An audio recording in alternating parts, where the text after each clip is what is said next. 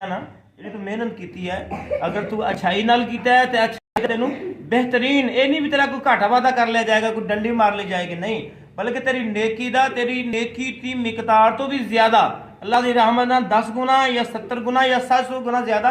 सवाब देगा। तो खुदा ना खास है कि जो गुनाह है, फरमाया कि जितनी तू ज्यादती की, जितना गुनाह किया तेन सिर्फ उसके मुताबिक ही सजा मिलेगी, उसके अंदर ज्यादती नहीं हो सकती, कमी तो हो सकती है। व अन्ना इला रब्बिकल मुंतहा, अल्लाह कहता भज लै, कित्थे भजना है, कर लै जिन्नी भी दौड़ा लानी है, जितना भी नजरिया कायद रखने रख लै, आखिर इंतहा तेरी की है, इला रब तेरे रब की तरफ है। यानी अल्लाह रब्बुल आलमीन फरमाते कि आखिर तू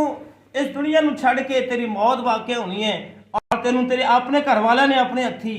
सुपुर्द खा कर देना है। अगर तू गैर मुस्लिम हथी अपने प्यारे ने तेन आपके हथी जो है अग दे कर देना है, तो इस वास्ते तेरा जो आखिरी जो तेरी मंजिल है, तेरा लौटना जो है वह तेरे रब की तरफ है। इस वास्ते उस रब को अपनी जान पहचान और उसके हक को अदा कर। व अन्नहु हुवा अज़हक व अबका, और वही जो हंसदा है वही रुलांदा है, यानी खुशियां भी उसकी तरफों है, गम भी उसकी तरफों है। इंसान अपने लिहाज के नाल, इंसान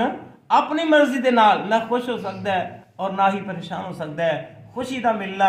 और जड़ा है इंसान की परेशानी, बीमारी, गम, मुसीबत जड़ा ये भी अल्लाह की तरफों है। अल्लाह फरमाते अज़हब आपका, यानी थोड़ा खुश कर देना या थोड़ा गम ज्यादा हो जाना, एक इनकी तरफों है, सिर्फ अल्लाह रब्बुल आलमीन तरफों है। और ये जड़ी है सिर्फ और जड़ी ताकत है सिर्फ अल्लाह रब्बुल आलमीन नूं लायक है, इस अलावा किसी होर नूं नहीं है। तो इस वास्ते अल्लाह पाक ने इन आयात के अंदर दसिया बंदिया कि जिस तरह पढ़े थे पहली आयात के अंदर कि सुहूफ इब्राहीम मूसा कि इब्राहीम दे और मूसा अलैहिस्सलाम जे सहीफे सी उन्हां दे अंदर भी अल्लाह पाक ने ये बातां नूं लिखिया है, और पहली कौमां नूं अल्लाह पाक ने बातां दसियां ने, ते ए उम्मत मुहम्मदी सल्लल्लाहु अलैहि वसल्लम दोनों भी बातां दसियां जा रही ने। ते लिहाजा इन्हां बातां नूं ज़हन दे अंदर रखदे होया इन्हां मुताबिक अपनी जिंदगी नूं अपनाउण दी कोशिश